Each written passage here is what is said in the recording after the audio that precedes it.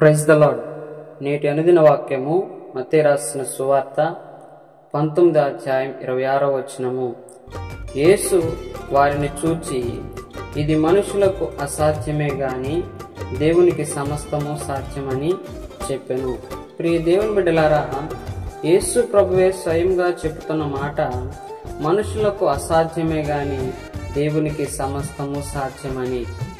నిజమే, మనుషులు అన్నీ చేయాలని అనుకుంటారు, కానీ అన్నీ సాధ్యపడవు. కానీ మన అవసరం లేక మన పని ఏదైనా సరే దేవునికి అప్పచెప్తే ఆయనకు అసాధ్యమైనది ఏదీ లేదు. కనుక మన కార్యాలను, అవసరాలను నెరవేర్చగలరు.